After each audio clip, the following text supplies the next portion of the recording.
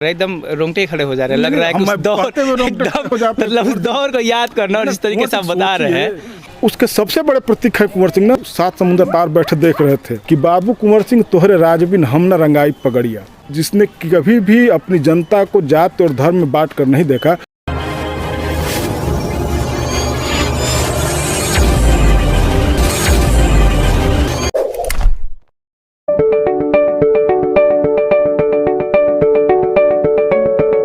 भारत के स्वतंत्रता संग्राम के प्रथम युद्ध जो हुआ था, उसके सबसे बड़े नायक जो थे वो वीर कुंवर सिंह थे। और फिलहाल हम लोग वीर कुंवर सिंह के किले में है, उनके गढ़ में है। और ये आप देख सकते हैं कि ये उनका किला है, गढ़ है, यहाँ पे एक स्टैचू लगा हुआ है। और जब भी हम वीर कुंवर सिंह को याद करते हैं तो उनको कई चीज़ों के लिए याद करते हैं, लेकिन हाल के दिनों में देखा गया कि जो सत्ता में सरकार है वो वीर कुंवर सिंह को किसी और रंग में रंगने की कोशिश कर रही है। बताया जाता है कि वीर कुंवर सिंह किसी खास धर्म के अगुआ थे, जबकि उनके जानने वाले बताते हैं कि वो किसी से मजहबी भेद नहीं करते थे।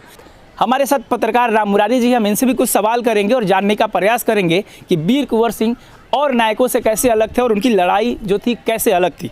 सर, सबसे पहले आपका स्वागत है। हम लोग किले में हैं आज, और हम लोगों ने देखा कि कुछ ही महीने पहले इसी जगह देश के गृह मंत्री आते हैं, और उस समय ये रिकॉर्ड बनाया गया कि सबसे अधिक तिरंगा लेकर के एक रिकॉर्ड बनाया गया, और वो जो रिकॉर्ड तोड़ना था पाकिस्तान के रिकॉर्ड को तोड़ना था, और एक अलग नारे के साथ वीर कुंवर सिंह को याद किया गया। आप इस याद करने के पीछे की मकसद को कैसे देखते हैं सर?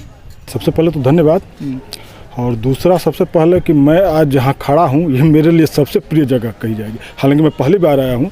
वीर कुंवर सिंह मेरे लिए स्वतंत्रता के सबसे बड़े नायकों में एक हैं, और मेरे लिए क्या, इस प्रदेश के, इस क्षेत्र के, भोजपुरी बेल्ट के लगभग सारी जनता के लिए वो सबसे बड़े नायकों में एक हैं। 1857 का अगर आप क्रांति का इतिहास पढ़ेंगे तो वीर कुंवर सिंह एक महानायक के तौर पर दर्ज हैं, और किसी खास जात या धर्म के लिए नहीं। जैसे कि पिछले महीने 23 अप्रैल को विजय दिवस के दिन, कुंवर सिंह के विजय दिवस के दिन, जिस तरह बताने की कोशिश के बड़े ताम झाम के साथ जिसकी आप बात कर रहे थे कि वो किसी खास मजहब, किसी खास जात के थे, तो उसके ठीक उलट कुंवर सिंह ऐसी शख्सियत थे, ऐसे जागीरदार थे, ऐसे राजा थे जिनकी प्रजा में हर तरह के लोग थे, और हर तरह के लोग उन्हें उतना ही प्यार करते थे। इसके उदाहरण में आप भोजपुरी के लोकगीत अगर हैं, आप सुनेंगे पारंपरिक लोकगीत, पुराने लोकगीत, तो उसमें बहुत सारे गीत ऐसे हैं जो कुंवर सिंह के प्रति लोगों के सम्मान, उनके प्यार को बताते हैं। जैसे मुझे एक गीत बार बार याद आता है कि बाबू कुंवर सिंह तोहरे राजबिन हम न रंगाई पगड़िया। यानी उस समय की जो जनता थी वो कुंवर सिंह से इतने प्यार करती थी कि उन्होंने कहा कि हम होली नहीं खेलेंगे, अगर आपका राज नहीं तो हम इस अंग्रेजी के राज में, इस गुलामी के दौर में हम होली नहीं खेलेंगे। तो बाबू कुंवर सिंह तोहरे राजबिन हम न रंगाई पगड़िया। और उस बाबू वीर कुंवर सिंह को, उस जिसने कभी भी अपनी जनता को जाति और धर्म में बांट कर नहीं देखा, उस बाबू वीर कुंवर सिंह को किसी खास रंग, किसी खास जात, किसी खास धर्म के आईने में देखना ये बहुत ही गलत है। ऐसा नहीं होना चाहिए। अब जिस तरीके से वो बात बता रहे हैं, एकदम रोंगटे खड़े हो जा रहे हैं। लग रहा है कि उस दौर को याद करना, और जिस तरीके से आप बता रहे हैं, हम कहते हैं कि भोजपुरिया जवान, और भोजपुरिया जवान या भोजपुरिया इंसान जिसको कह सकते हैं, वो उसके सबसे बड़े प्रतीक है कुंवर सिंह ना। 80 साल की उम्र में जब लोग खाट पकड़ लेते, कोई उठता नहीं है, और वो अपनी तलवार लेकर के और अगुवाई करते हुए उन्होंने अंग्रेज़ों के खिलाफ युद्ध छेड़ा। और यही नहीं लड़े, सिर्फ यही भोजपुर की धरती पर नहीं लड़े, उनकी आखिरी लड़ाई जो सबसे महत्वपूर्ण है वो कालपी में हुई थी। वो मध्य उत्तर प्रदेश जिसको बोलते हैं, कानपुर से और आगे उस क्षेत्र में हुई थी उनकी आखिरी, और वो बड़ी लड़ाई थी।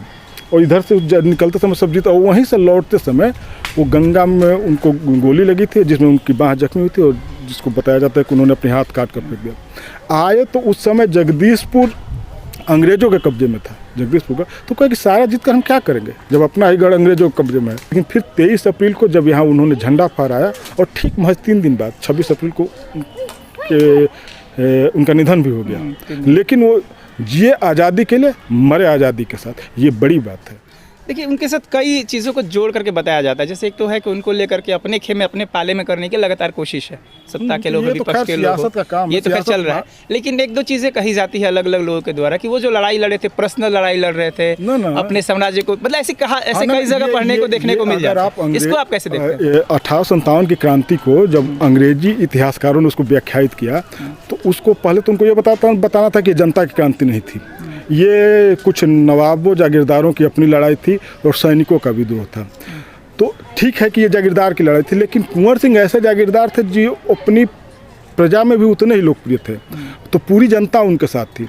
दूसरी बात, ये जो बताया जाता है कि जागीरदारों के लड़ाई, तो मैं किसी और को नहीं कोट करूँगा, मार्क्स को कोट करता हूँ।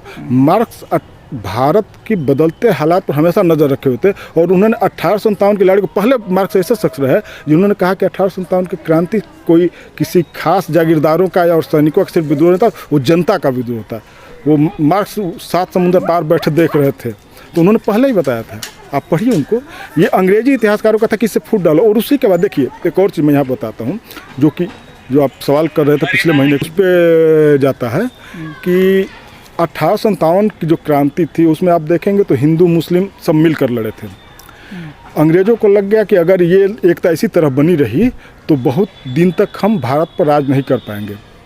तो फिर उन्होंने वही डिवाइड एंड रूल, फूट डालो और राज करो की नीति अपनाई। और जिसके बाद हिंदू मुसलमान और तमाम तरह की कहानियाँ चली। बहुत सारे तथाकथित महावीर भी अंग्रेज़ों के पाले में चले गए और उन्होंने हिंदू मुसलमानों को, जो कभी 1857 को सबसे बड़ा संग्राम कहते थे जो हिंदू, वो खुद ही बताने लगे कि हिंदू मुसलमान अलग अलग हैं। तो ये डिवाइड एंड रूल अंग्रेज़ों को उन्होंने 100 साल आगे उसके बाद राज किया, लगभग 1857 से 1947 तक। और सियासत अब भी वही करती है, बांट दो, बांट करके राज करती रहो। तो यही है मामला।